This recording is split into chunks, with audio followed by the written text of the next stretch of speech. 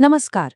चलिए आज चलते हैं 18वीं सदी के भारत में और समझते हैं एक ऐसी कहानी जहां एक हिंदुस्तानी शासक ने दुनिया की सबसे बड़ी कॉरपोरेशन को सीधी चुनौती दे डाली।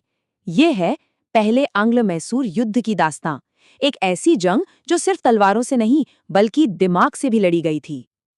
तो सवाल यही है कि आखिर ये हुआ कैसे? कैसे एक अकेले शासक ने दुनिया की सबसे ताकतवर कॉरपोरेशन को मात दे दी? देखिए, ये सिर्फ एक आम जंग नहीं थी।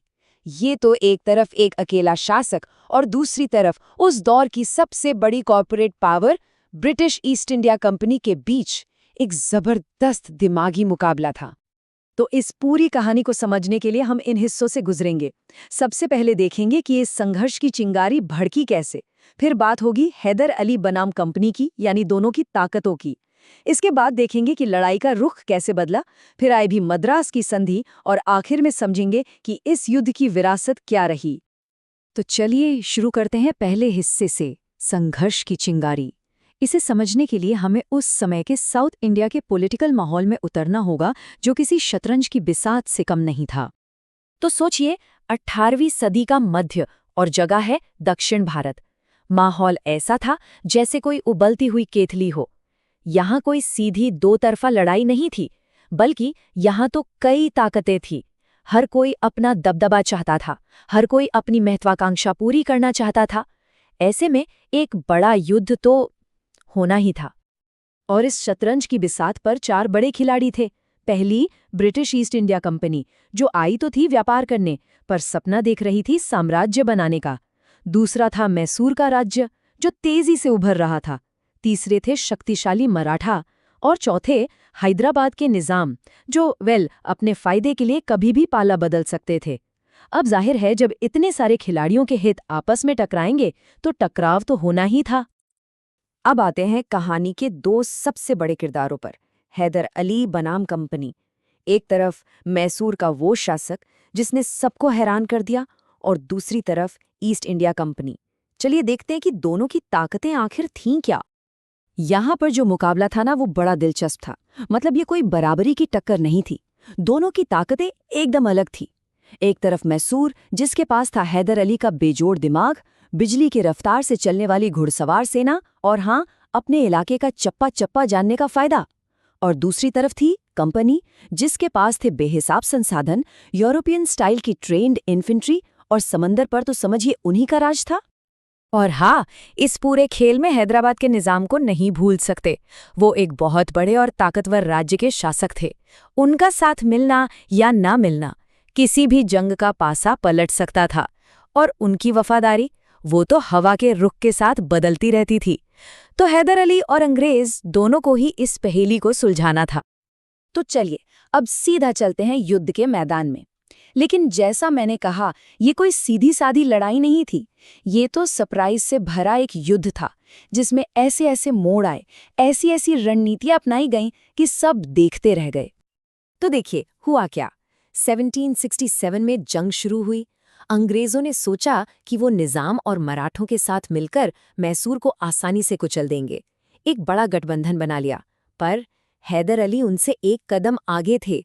उन्होंने सिर्फ जंग के मैदान में नहीं, बल्कि कूटनीति की बिसात पर भी चाल चल दी और निजाम को अपनी तरफ कर लिया। देखते ही देखते 1768 तक अंग्रेजों का बनाया गठबंधन ताश के पत्तों की तरह बिखर गया। और फिर आया 1769, जब हैदर अली की फौज अंग्रेजों के सबसे बड़े किले मद्रास के दरवाजे पर जाकर खड़ी हो गई। अब सवाल ये है कि हैदर अली ने ये किया कैसे। देखिए, उनकी जीनियस इसी बात में थी कि उन्होंने अंग्रेजों के तरीके से लड़ने से साफ मना कर दिया। उन्होंने आमने सामने की टक्कर के बजाय गुरिल्ला रणनीति अपनाई। उनकी तेज तर्रार घुड़सवार सेना अचानक कहीं से आती, अंग्रेजों की सप्लाई लाइंस, मतलब उनके रसद के रास्ते, काट देती और फिर पलक झपकते ही गायब हो जाती। इस वजह से कंपनी की विशाल सेना हमेशा परेशान और असंतुलित रहती थी।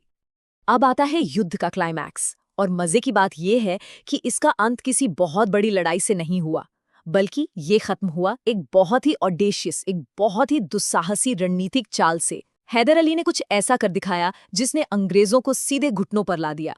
और वो चाल थी हैदर अली का अपनी फौज के साथ सीधा मद्रास के गेट तक पहुंच जाना, सोचिए जरा, ये एक जबरदस्त साइकोलॉजिकल ब्लो था। अंग्रेज बुरी तरह घबरा गए, अपने सबसे जरूरी शहर पर हमले का खतरा मंडरा रहा था, और बस इसी एक चाल ने उन्हें शांति की बातचीत के लिए मेज पर आने को मजबूर कर दिया। तो इसी दबाव में हुई 1769 की मशहूर मद्रास की संधि। इसकी 3 मोटी-मोटी बातें थी। पहली, दोनों ने जो भी इलाके जीते थे वो एक दूसरे को वापस कर देंगे। दूसरी, सारे युद्धबंदियों को छोड़ दिया जाएगा। और तीसरी, जो सबसे जरूरी शर्त थी, कि अगर कोई तीसरी ताकत किसी पर भी हमला करती है तो दूसरा उसकी मदद करेगा। अब ये शर्त कागज पर तो बहुत अच्छी लग रही थी, पर असल में यही वो बीज थी जिससे भविष्य में और भी बड़े युद्ध होने वाले थे। तो क्या यहाँ कहानी खत्म हो गई? क्या ये संधि एक फुल स्टॉप थी? जी नहीं, बिल्कुल नहीं।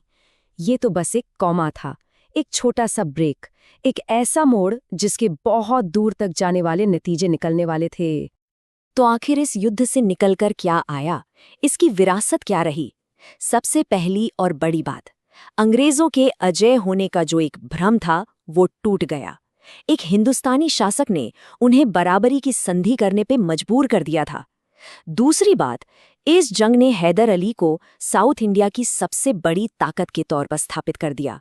और तीसरी, सबसे अहम बात, संधि की वो जो आपसी रक्षा वाली शर्त थी ना, वही एक टूटा हुआ वादा बनी, और उसी ने अगले आंग्ल मैसूर युद्ध की नींव रखी।